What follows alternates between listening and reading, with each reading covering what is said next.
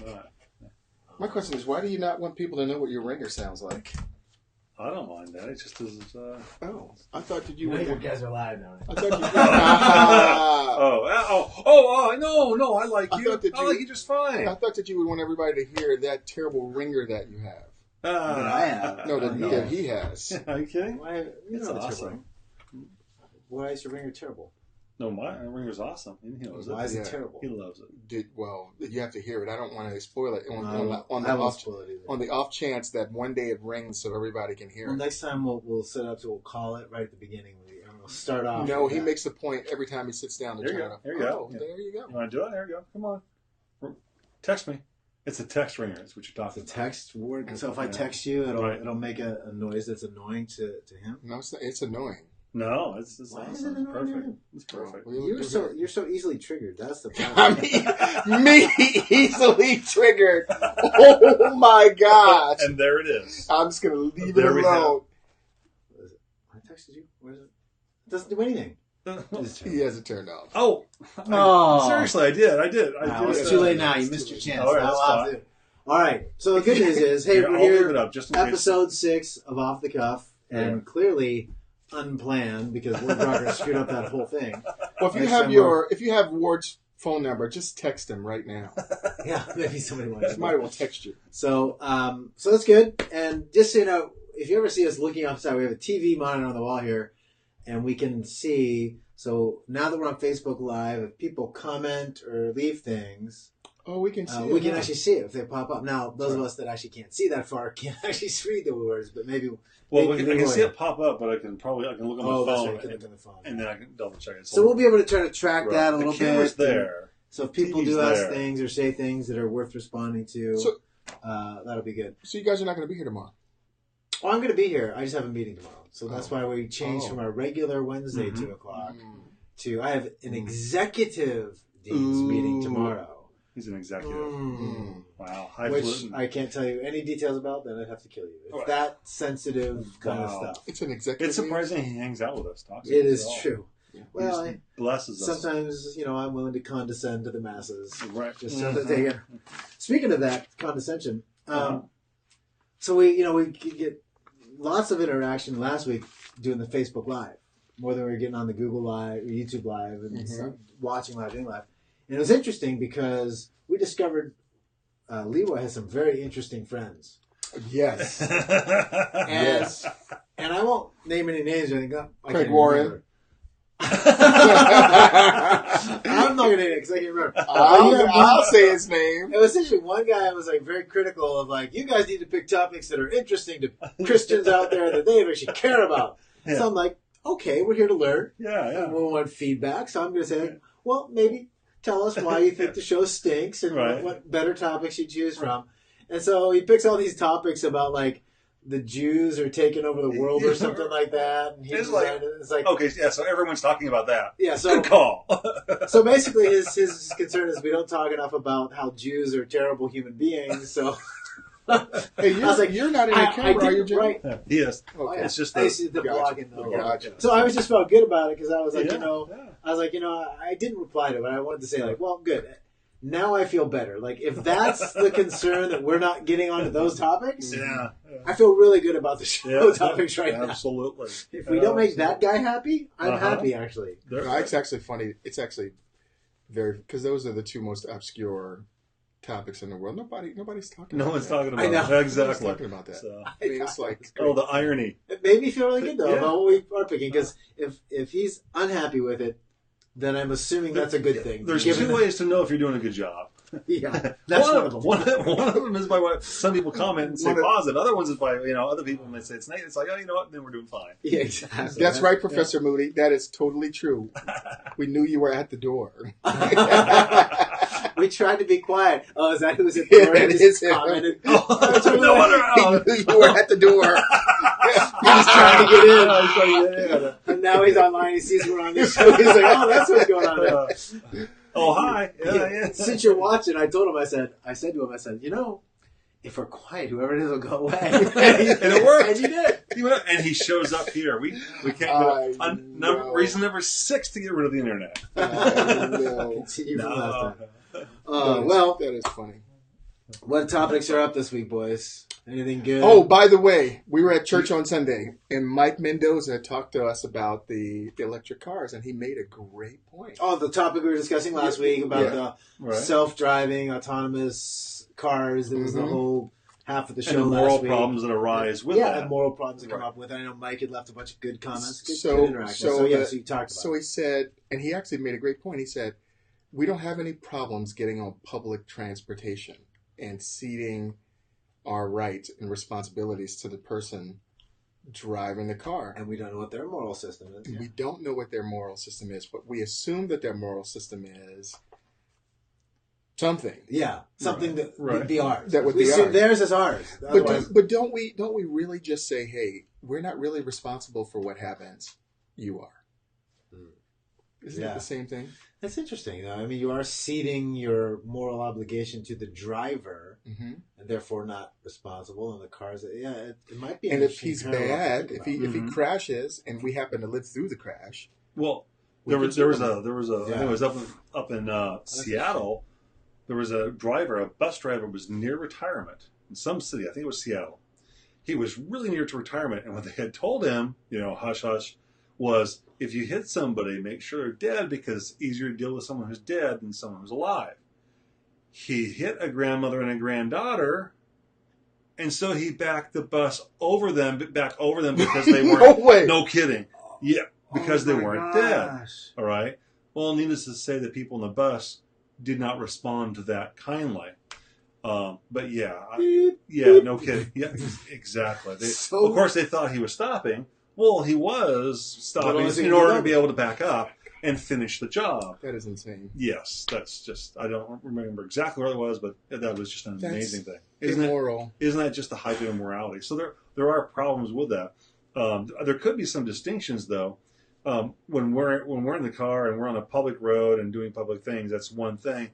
Like what you mentioned, is the difference between someone jumping out. Let's say a drunk is walking across the road and someone wants to kill you or commit murder. Step in front. These are different situations they can't predict. So it still does not remove the problems, the moral problems with what's programmed in. The algorithm that gets programmed in based on some sort of moral code.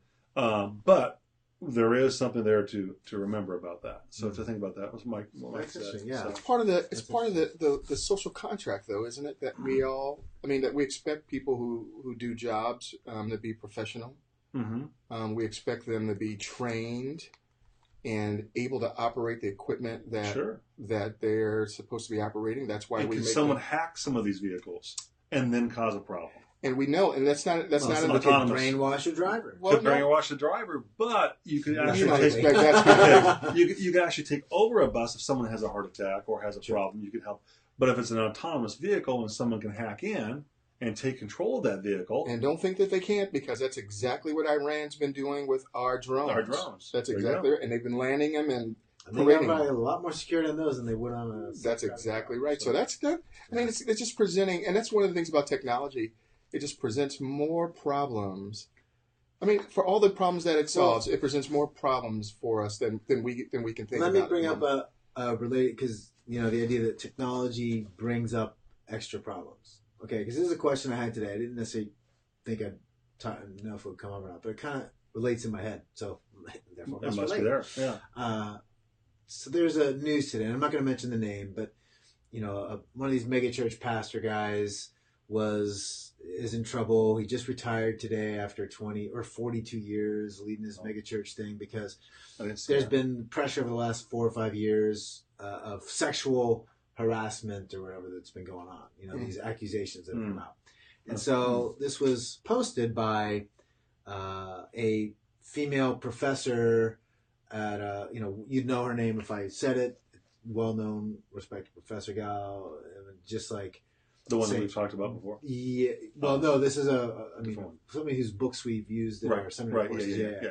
So she shared this thing and sort of like quoting Caesar. He's like, et tu, only she put this guy's name in, for the thing, like, have you betrayed us too, kind of thing. So I'm like, well, this is interesting. I'm going to read this. So I read this whole thing, and then it all came down to, here's where the accusations were.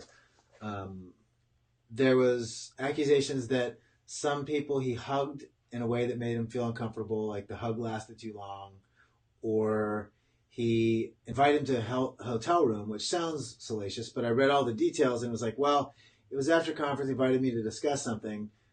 Not saying anything happened, just saying that it made them uncomfortable, that he invited him there. Okay.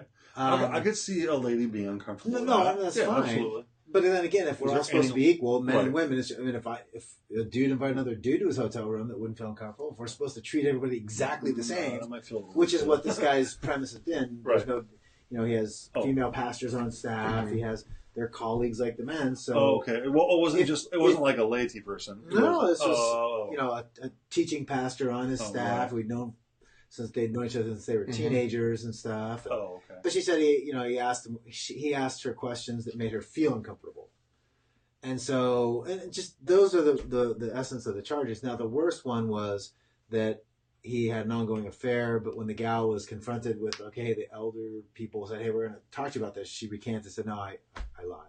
It's not true. Oh, wow. So that one went away, but all that's left is a hug that lasted too long, and I felt uncomfortable when he asked me these certain questions, or he shared with me troubles in his marriage that made me feel uncomfortable, like maybe it was some sort of thing. But if I was with a dude and sharing troubles in a marriage, that wouldn't make a dude feel bad. So I just sort of asked all these questions. All these questions come up about moral clarity. It's like, one, if you're sharing that story, how much of that is gossip then? Because none of these are even proven as none of those are like drop dead, like, wow, he sexually harassed these people. These are about impressions. These are questionable. So, there was an investigation by the elder board. They said, well, we didn't find anything of, that was, harassment type quality. And some people disagree, some agree, but that's the only investigation that's been done. So is it gossipy to even spread it? But two, like the sort of the hashtag, the Me Too hashtag goes with that. And so I asked this gal who's the professor that posted this, I'm like, and I mean this is a genuine question, it's like, tagging this story with this guy based on, uncomfortable hugging, tagging Me Too, when the same, the Olympians, those the Olympians, that were molested by their doctor from age 13 and, and sexually assaulted, essentially raped. And the coaches too, right? Yeah, and coaches, all kinds of stuff. They all use the same Me Too hashtag. So now, is that a moral equivocation of like, I don't know, it just seems like there's all these issues come up, and some of it's so much social media too that brings that. I mean, should we even share those things? Or is it not sharing it then contributing to, because that's the assumption, if you don't share it and show the outrage at that, then therefore you're allowing those things of their. So where's the line? Yeah. Where's the line on this? And I never got an answer from this guy. And if we don't allow someone to say, I felt uncomfortable in that, are we then guilty of stifling? Yeah. And it's okay. I don't even have a problem saying they could say, yeah, I felt uncomfortable with this. But does that qualify as sexual harassment, or does that just qualify as you may be uncomfortable? Now, see, this is a question where people who might be watching will say, well, you guys are men. How do you know? Excellent observation, I would say to you. Yes. You guys are men. Right. I thought about that I thought I may not even bring it up. Just like I know. It's a great. I was actually going to bring this article today, and I didn't do it. But David Brooks, if you're watching on my Facebook page, I have it highlighted there. David Brooks has an article, and he talked about in the past how a person who did not share an experience with other people, with the people he was writing about, could do enough research so that they could make qualified and justified claims about a particular experience that they themselves did not have. And he said that this was acceptable practice. And I agree, it was accepted practice. He's quoting guys like Orwell and others within the article, and how we've come to a place where we're interested in identifying people by their gender or their identity or their experience, and elevating those things above, real knowledge, so to speak, or and it's a great article if you want to read it, but I could see where he's coming from with this, where someone would say that we don't understand, and the reality is, I just happen to think that if you're a human being, that the same range of experiences and emotions that are available for human A is available for human B, and human B may not have had the same ones as A, but they can't understand that because they're both humans. Right? I mean, does that make sense? Yeah, well, that's part of the challenge. Is we talked in episode 1 about grooming. These people that feel, Christians who are people that profess to be Christians will use this sort of vague language and get everyone to agree, and then they're grooming them to kind of get in this, all of a sudden, this twist that by the time you get there, it's like, well, I haven't agreed with anything so far. You're lulled in the sense of, being passive and accepting whatever they say. And that grooming is used by child molesters. It's used theologically to kind of get people to concede. And so here's what I'm positing. Here's where I'm at. But I'm willing to get convinced otherwise. And this is why I tried to get this gal to engage, because I'm curious to know, you chose to post this. You clearly, I'm assuming you thought about these things. Tell me your answer. But so if I postulate the idea that Me Too hashtag, I think, is this sort of social grooming thing. Because everything isn't covered under that. So a woman who is raped by her boss is a Me Too. And a woman who said, oh, he brushed up against my shoulder and that made me uncomfortable, that's Me Too. Or like the guy that's running for governor, he rubbed my foot under the table. Yeah. Accidentally. But it made me feel uncomfortable. So therefore, that's a Me Too hashtag. So, or Ben Shapiro gets talked about in terms, and he says Me Too, and people ignore it. Yeah. And so it's he did. I mean, it actually happened. Such a some talked broad, vague term, to encompass everything, so that everyone agrees. That's terrible. Rosie O'Donnell spoke to him. Really? Yeah. And he said, "Hey, Me Too." Hashtag Me Too. I remember that. Yeah. And it was real. I mean, he had a legitimate. If you're going to use language as a Me Too thing, she actually said some nasty things to him. Yeah. But, of course, I don't care about that. So language counts, too. Language, words you use, it does. Touching. So everything from a word that makes me uncomfortable. Right. Like you said, hey, babe, or hey, sweetie. There's a college that has now... It's all the same as rape, though. There's a college that has now banned the use of the words women and woman. Yeah. And it's just ridiculous. Well... If you're on the East Coast, go ahead. I'm sorry. Go ahead. No, I was going to say your point still stands. What's the line there? Yeah. If you're on the East Coast, who determines that? Yeah, as Christian, and that's the thing. It's focusing on as Christian. What's our obligation? Right. As we are participating in those things, at what point is it still gossip? The world doesn't have that standard. We have that standard of gossip. And 2, make sure that we're not conflating all moral issues into the same one, because the culture defines what Me Too. The Scripture doesn't define Me Too. The Scripture finds what rape is, or very clear things, but the culture conflates all things into one thing. Right. We have to be more precise. We have a higher obligation than the world does. Right. I was back in Virginia, and when we moved back there, and the first thing that you notice that the ladies will call you honey, or sweetie, or babe. Yeah. They don't mean anything by it. Yeah, the waitresses and the waitresses. Hey, sweetie. What can I get you? And I would turn around and my head would snap like, sweetie. I call my wife that. But after a while, I realized it's just friendliness. I mean, am I going to go Me Too on that? I'm being harassed. I used to think my wife, she used to call, like, when we were first getting to know each other on the phone, she'd go, oh, sweetie. And I thought, oh, that's so, I thought, I was like, that was endearing. And then when we were eventually living in the same city and knew each other and stuff, and she'd pick up the phone and talk to her, go, hi, sweetie. And I'm like, no, I don't. Actually, I actually realized I'm not very special after all. So it's sort of deflating in that case. Just a normal Joe. Yeah, it's just an average. Oh, just the average Joe. But I think you raise a good point. Broke my heart. We can't let the culture determine what's right and what's wrong for us. Correct. What's moral or immoral for us. And I think the hard thing is that that line is being pushed so far, so fast. I think men are afraid to stand up and say, "No, I didn't mean that," and I'm not going to capitulate to those views. Well, yeah, to be held responsible for the other person's emotional response, regardless of intent, regardless of your emotional state at the time. But then to say sexual harassment is defined by any emotional response, or disdain, and then to make that on the moral level of those who would actually physically rape. beat or rape a woman. Right. Each is equally deserving of being fired. Each you can't speak in this venue anymore. You're not invited to this place because this guy was found guilty of rape and you made somebody feel uncomfortable. And those are becoming conflated, and it's scary a little bit. Well, when the world gives up a objective moral standard, any moral standard they make up now becomes the objective moral standard. Yeah. And it's fluid, and that's what they're doing. Yeah. So they've abandoned, as you well know, and we have to, as you're pointing out, we have to make sure we as Christians don't fall for this. And so many Christians are falling for this. Yeah. And how many youth are falling for this intellectual trash, moral trash, and how to relate.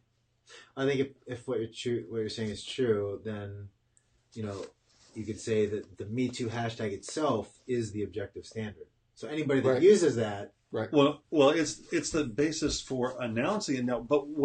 But there is no objective standard other than whatever gets tagged there. But that's what I'm saying. Right. If you use the hashtag, that is self-validating that whatever your accusation is valid because you used it. Because you used it. And if you question somebody's use of it, unless you're a conservative Christian. Well, yeah, I mean, if the conservatives use it, then it doesn't matter. If you're Paulo as Apollo Jones, then it doesn't matter. If you're someone who has, if you're a lady who ran across, let's say, Bill Clinton, and have problems, that doesn't matter. But if you're someone else, then I watched the interview by Hannity. Hannity just interviewed Paula Jones and another gal. I watched TV. Juanita Broderick. It was terrible. Juanita Broderick. And Kathleen Willie. It's back in the day. But no, he just did it recently. Well, I'm saying the incidents were back in the day. Right. But they were actually aggressively raped, as opposed to someone said something I didn't like. Or in the current presidential situation with President Trump and possibly this porn star, if something happened, it was at least consensual. But people are making a big to-do about it, as opposed to with the allegation goes President Clinton. Yeah. It was not consensual at all. And the crazy thing is, we all know that it's just tawdry to talk about it. I mean, it's just insane that we're having this conversation, about the president. I just fall back on this point. If you knew President Trump when he was the businessman Trump, everything that they're talking about, I never listened to Howard Stern, but if you just listen to him, he just told everything on Howard Stern. I mean, all these things that they're talking about has always been out there about him, and he hasn't had any shame whatsoever talking about that he was a cad. And I'm not saying that as justification.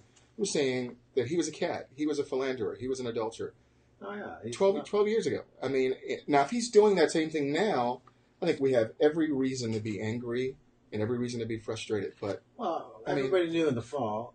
I mean, we are in the fall he fell. 2016. Yeah. Our choices were two immoral people. Mm-hmm. Both had questionable moral character, and they were both candidates. Hillary Clinton and Donald Trump had both questionable moral character. Neither one were exactly paragons of virtue. Right. That was our choices. I think people looked at it. People looked at it and said, "He's a cad. She's going to destroy the country."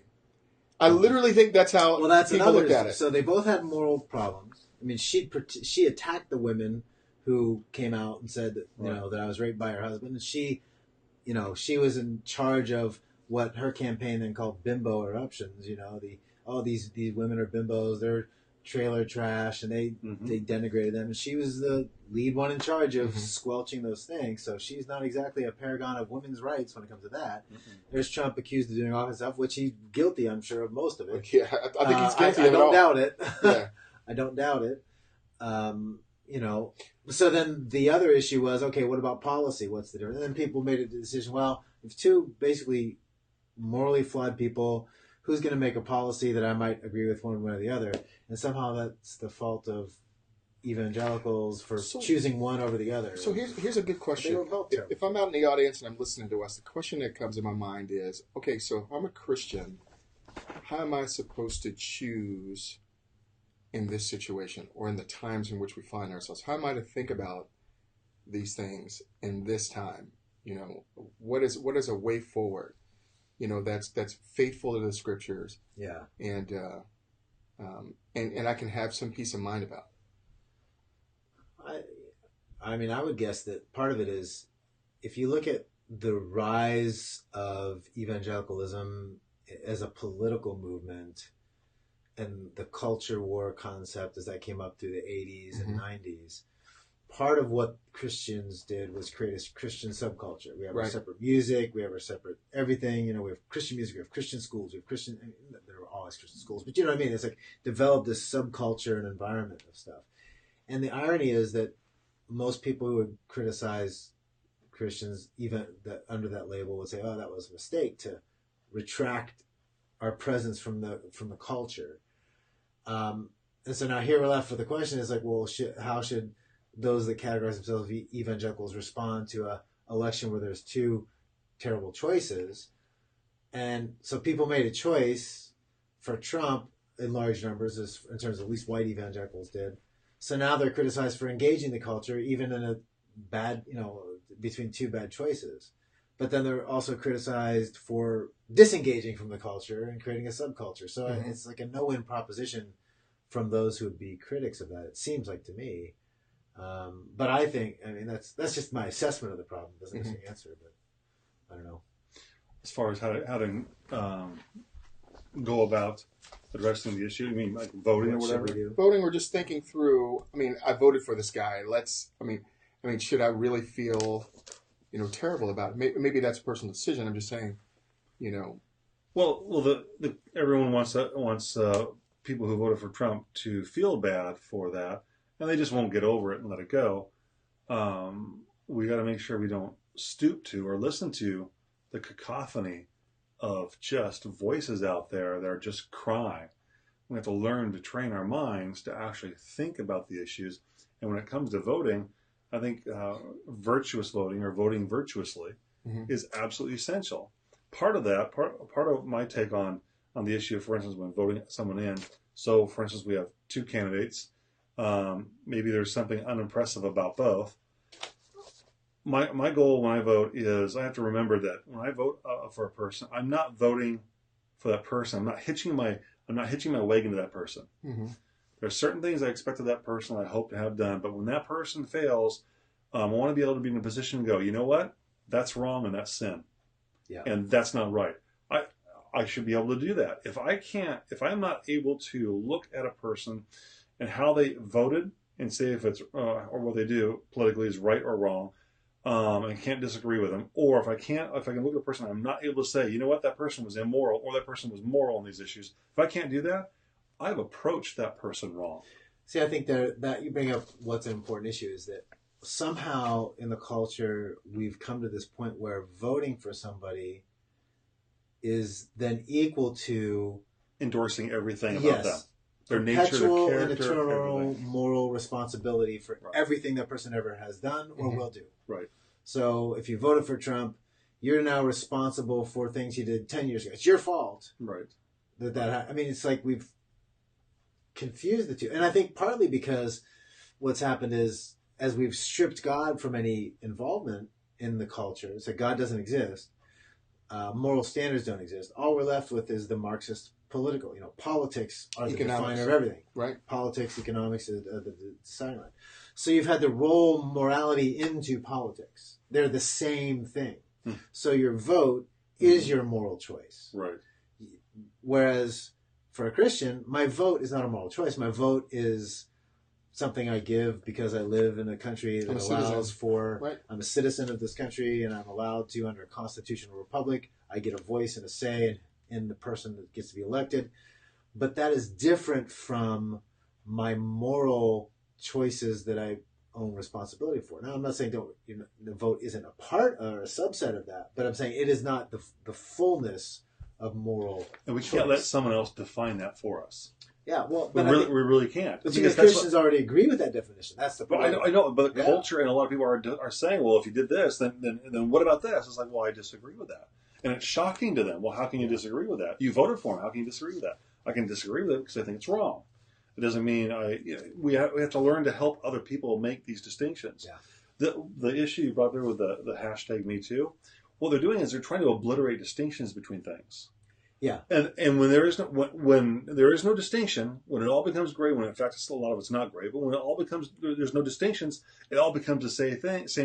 Now it's an easier case of a straw man argument where you set this up like, well, if you agree with Trump on this, therefore you agree with Trump on everything, because now it's also associated together. You can't distinguish or separate one part from the other, and that's an intellectual failure. And that's why I said earlier, to like your observation, the hashtag becomes the objective moral standard, right? So which is all inclusive. If you say and obliterates lines and distinctions, exactly. And we've talked about this before.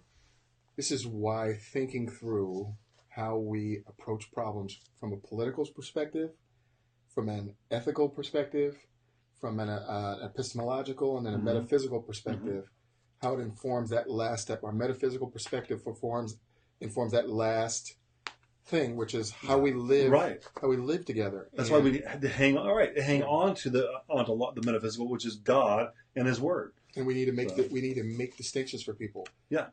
For me, I mean, and I can just say this honestly. For me, I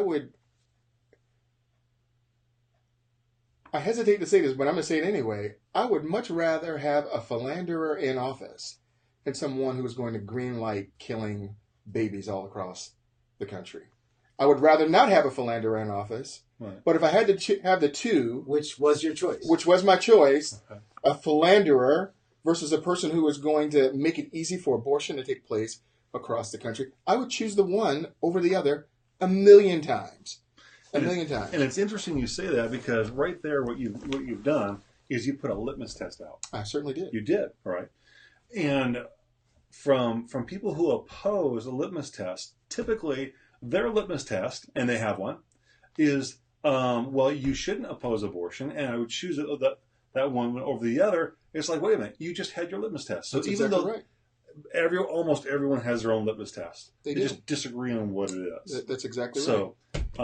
So kudos to you for admitting it and being willing to say, I do have a litmus test. I certainly do. But then let's talk about the litmus test, and I'm sure you'll be willing to do that. Oh, and that's the thing that gets confused, though, is that saying, okay, I voted for this, let's just say, okay, I voted for Trump because I felt like his policies would not be as destructive towards life in terms of abortion as Hillary Clinton's. That's exactly right. So even though I have two morally flawed people who have serious one is less flawed than the other.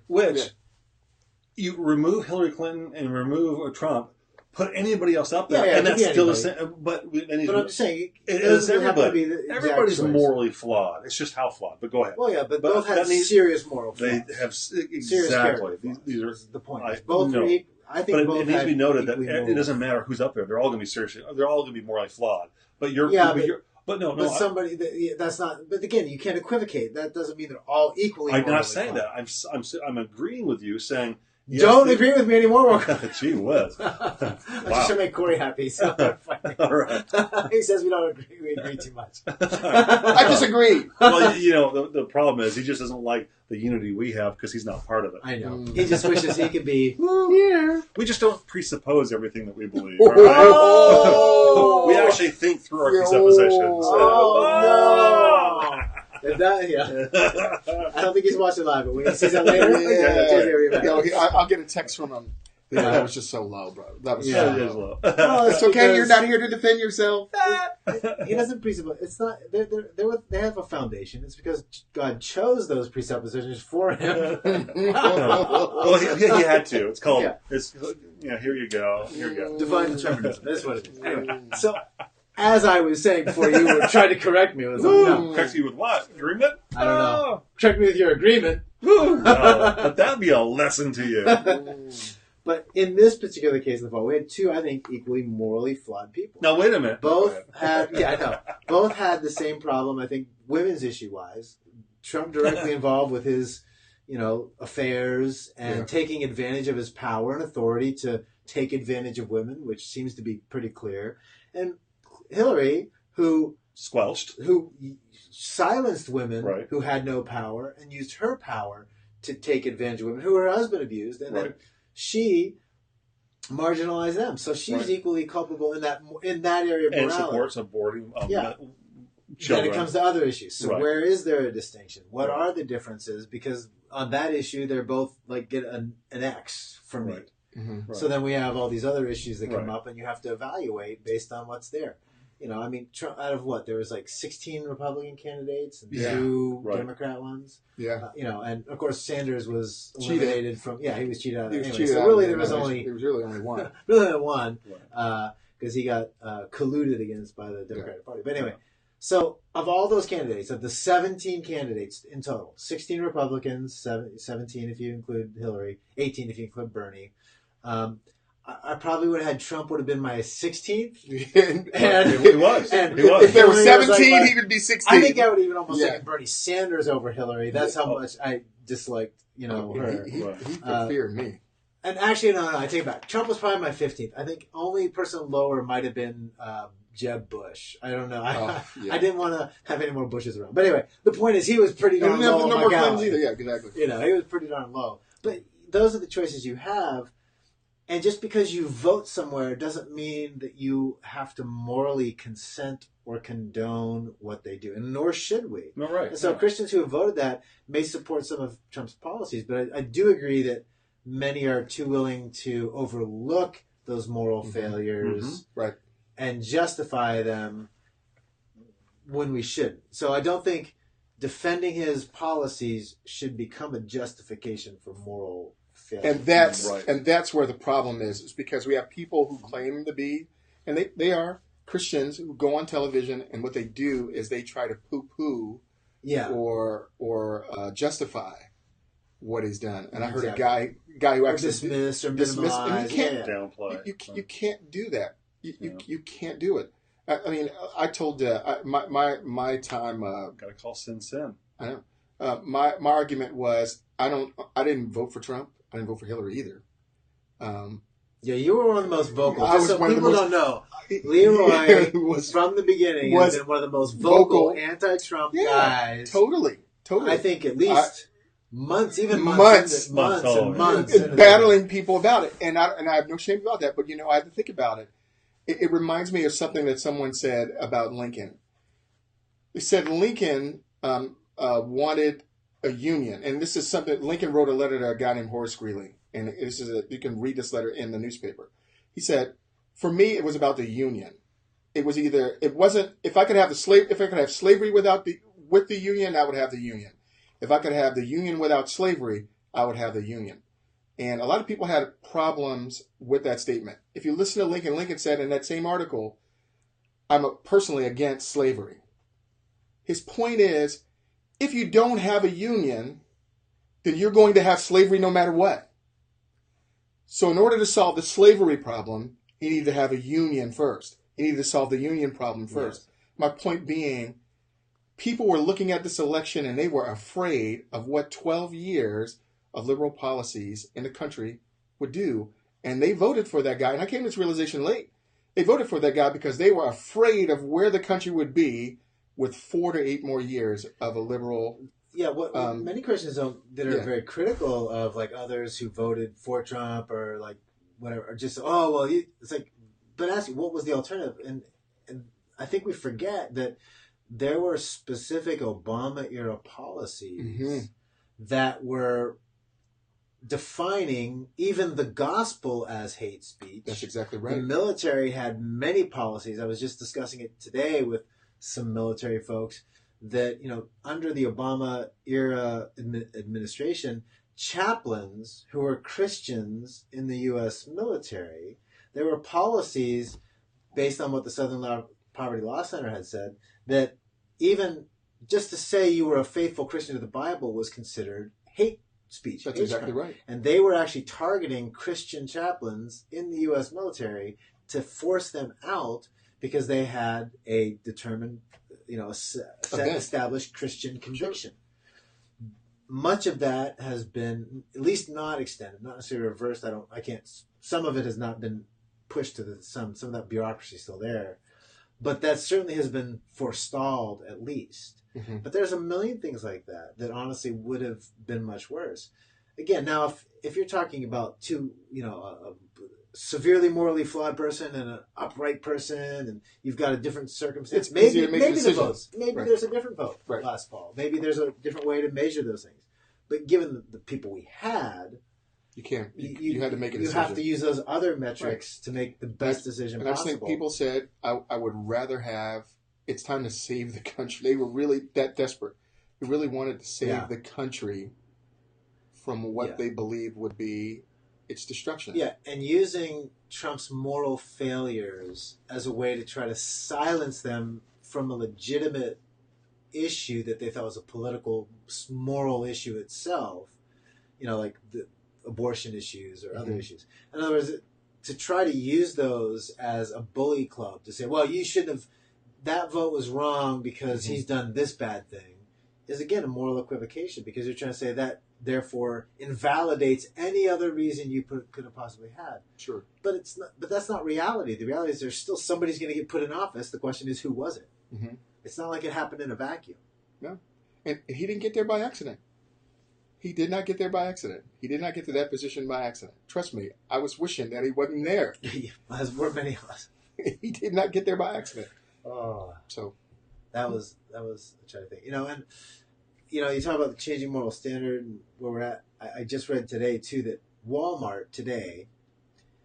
I didn't get a chance to print out the article, but Walmart removed Cosmopolitan magazine, Cosmo, from their racks, shelves, because of the scantily clad women on the front, and this is it's a manipulate, it demeans women, all this other kind of stuff. And I retweeted this on my Twitter account, and I said, put a hashtag. I said, funny, because that sounds like the moral argument Christians were making for the last 30 years.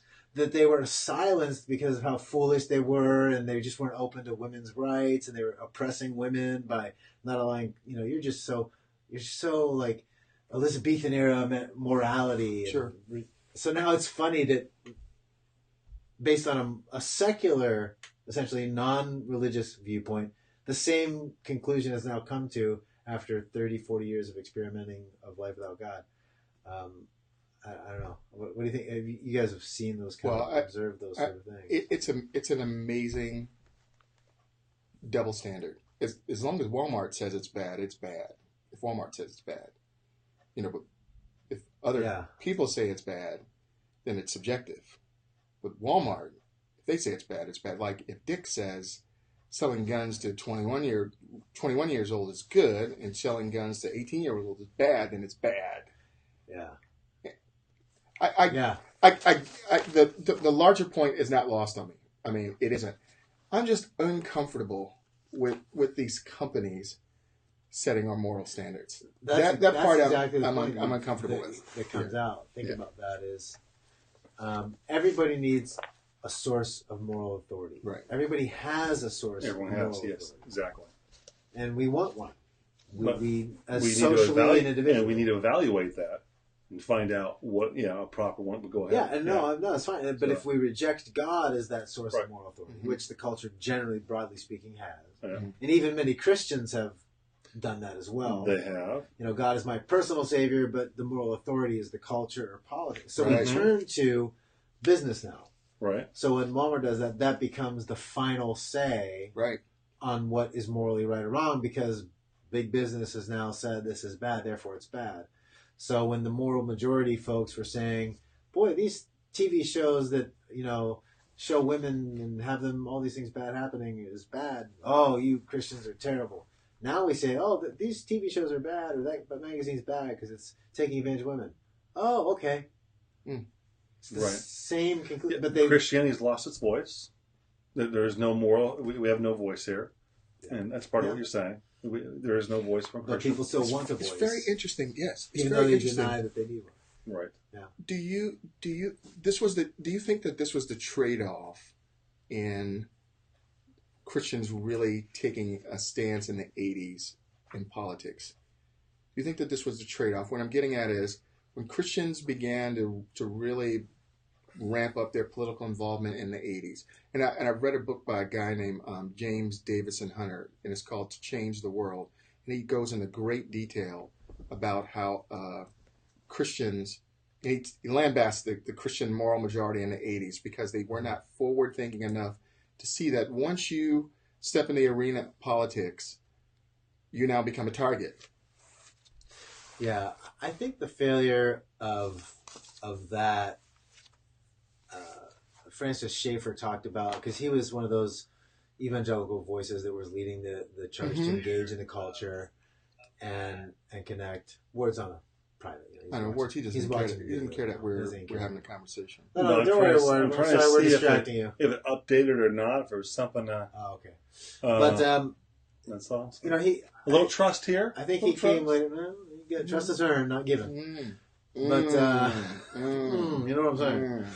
But I think he later regretted how politically connected and inbred we had become, that Christianity had become. So I don't think it's a problem for us to engage with the politics. And I think that the idea of extracting ourselves and not voting and doing stuff, I think that's foolish. That's bad too. Because then we end up with policies that are just crushing us. But what we have to do is say our moral authority and our mandate to vote and all those things are really a recognition of the rights given us by God, not by the state. And in doing that, I have to reserve my right to be independent. So while I might vote for a Donald Trump or a Obama or whoever, people choose to vote for whatever reason. So while you vote for them, they are not your identity. Our identity still has to be in Christ. And so we have to say, I'm willing to divorce myself of that person at any time. Because they only offer politics. God offers an ultimate solution to politics. We got to be able to differ with that person. They aren't our worldview. Right. They don't represent our worldview at all. Right. And so they represent one position in America to do, in President's case, to do something. I hope they do these things. But if you want to know what I believe morally, if you want to know what I believe about God, if you want to know what I believe about life, don't look at that person. That's not that person's role. So if you want to know what I believe about tax policy, if you want to know what I believe about, how the United States should function in the world and all those other sorts of things, then you'll see how I vote. Right. You know what I mean? Exactly. Yeah. Well, and I think that's an indicator. I mean, obviously there's some connection there because that person is going to make laws that are going to be enacted. You want to see generally how I lean politically? Right. Political things? That's fine. Right. But as far as morally, life, whatever, don't But play see, this game. do we open ourselves up then to those people who will say, well, then don't say anything about abortion?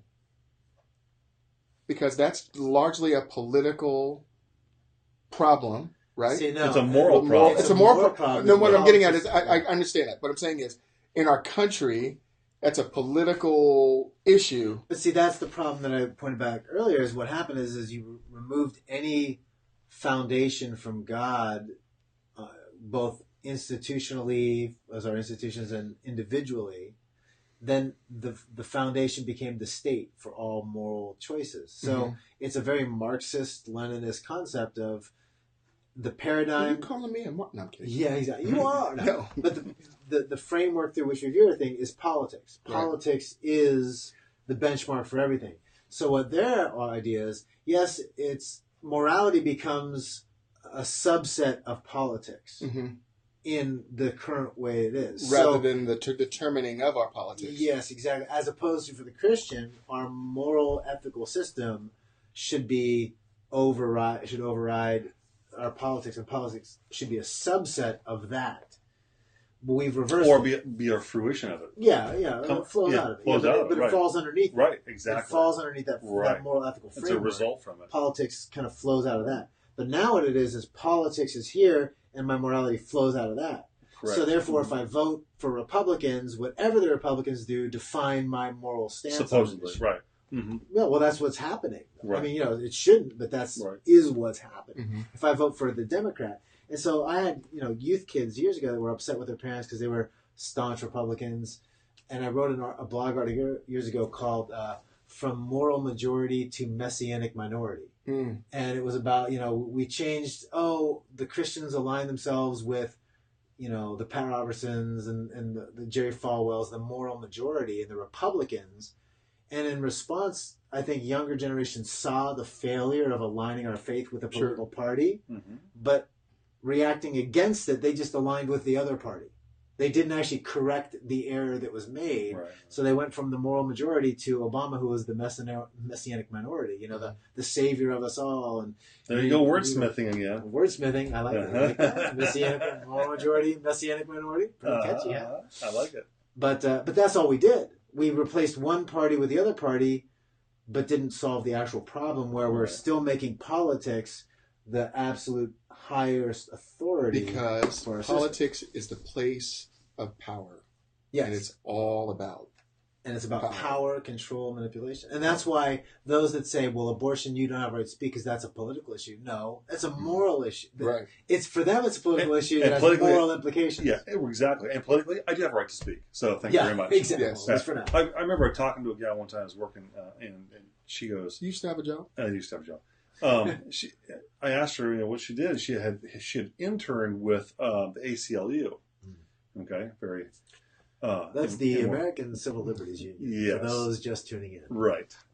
And I asked what she did, and she interned regarding helping out with women's reproductive rights. I said, so you're doing what exactly? Just what was it? Well, making sure that women have a right to abortion. I said, well, it sounds that's more like reproductive ending rights, not reproductive rights. It's the termination of life, but not necessarily reproductive rights. I already have the right to reproduce. You're trying to terminate it. And her reply was, well, basically tired of having, and why she opposed abortion. Well, tired of having some old fat white men in a dark room somewhere make policy. That's what she said. I said, well, first of all, it's not just old fat white men. But there are thin white men. There are thin Caucasian and heavy or fat non-Caucasian, and there's women too who actually oppose abortion. So it's actually not be done in a dark room somewhere, since it's very popular, very very well known. It's all out.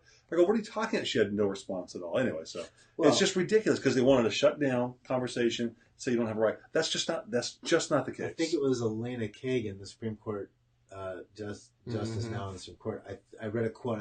I think it's from her.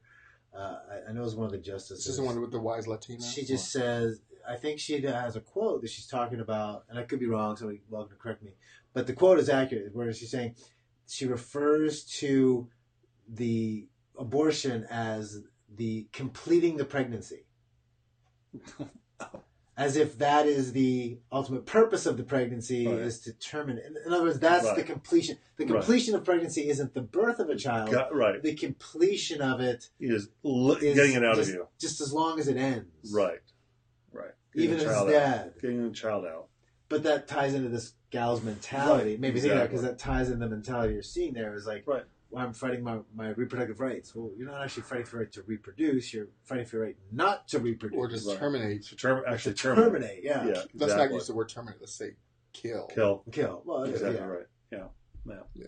So that's very justified murder. Changing of language. It is, and it's a manipulation of language, and they want to do that, of morality and language. Yeah. It is madness. Mm-hmm. I think that's from a movie. Moral madness. It is madness. That you think that you could actually kill. And the great thing is, science is going to help us is already helping us prove that is a baby from the very moment of conception. That is a baby. That is life. Now, that's not the Christian saying that. Those are scientists who are actually saying that. And the longer we go, the more completely we'll be able to observe that baby. And I wonder what the argument will be then. Yeah. I think we brought up that article last time, because I know I had it. But, or maybe I never. You did, but no, you did bring it up.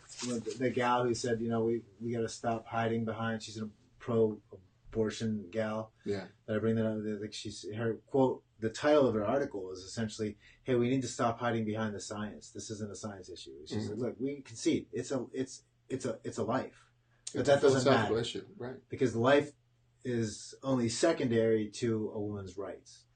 So the right is more important than the life that's there." She's like, "We don't need to argue about this."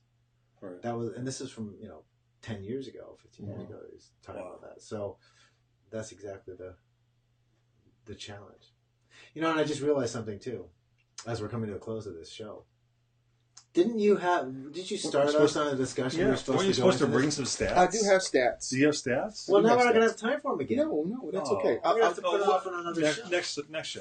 Yeah. No, just because. Next show. No, next because show. I want to do it justice. I want to do it justice. Next show. And I want to let you know why the next show. I'll let you know why I think the age for buying a gun should be raised to the age to 21. Because I agree with that. Oh my gosh, that's nonsense. Man. See, I agree with it. So look at what he's so I will say that's for you. I will say if a guy can go overseas at 18 years old and fight for his country using a rifle, they can use one here too, and they always have. It's under direct supervision. See now, it is not under direct supervision. See, there's no supervision. And let me shoot at that guy right there. Let me tell you why that analogy is false. It is not false. It is. It is not false. It does not work. It does not carry the day. Okay. It is wrong. All my Marine friends, his name is Ward Crocker. That's Find right. him and spam And his if page. you want wisdom, you listen up.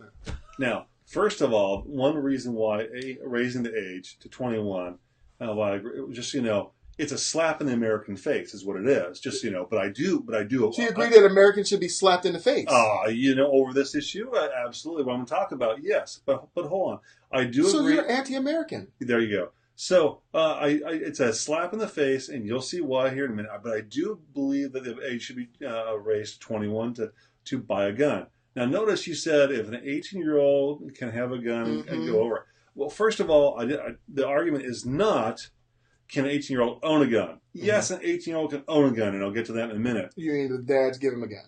He can be given a gun and still have one, assuming that he's What if he doesn't have a dad? Hold on. There's uncles, there's moms. There's a lot of dudes who don't grow up with no influences. Not everyone necessarily needs one. He can still get one. Then he doesn't need one. He doesn't always need one. He doesn't have a dad, he doesn't need a gun. He doesn't need a gun, Oh right? my gosh. Oh, please, no. You notice how slow rolling you try. Hold on.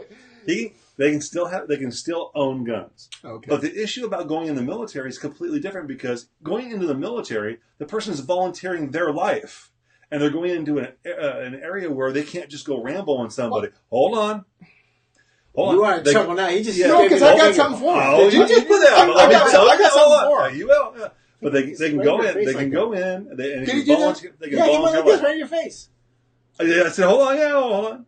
You can review it. Talk to the hand. That's what he just did. Hold on. Hold on. Let me finish. You gonna sit for that? See? Oh, there you go. Remember, you have to let someone finish. No, I'm not trying to let you finish. I know. I'm trying to run the clock out. I know. Because your analogy is good. The person is giving their life, as opposed to the person who's angry 18-year-old walking down. Well, that's different. You can't judge all 18-year-olds by the angry 18-year-old. Hold on. And that's the point. An angry 18-year-old being able to go down, and they did in Aurora, Colorado, is exactly what happened. Couldn't buy a handgun, went down, bought a shotgun. All 10 angry 18-year-olds. No.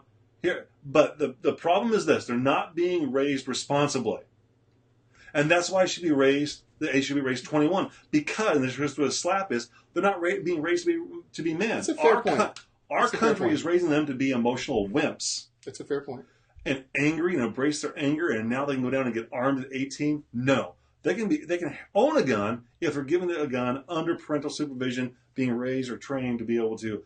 I think they can own a gun at 15 or 10 or 10 or 12, like BB guns, guns, 22. I'm okay with that. That's a good point. Can okay, I'm just going to give you a response before we leave. Okay, but the analogy between being 18 and being able in the military doesn't work.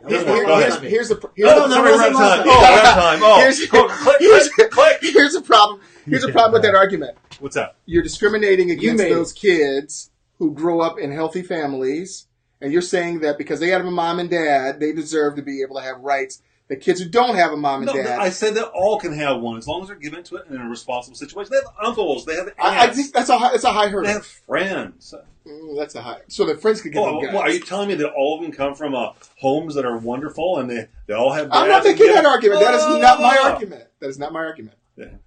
Well, gentlemen, that is an argument we will have. Yes, I'm coming at you next year. That is actually a good thing. So, here we go.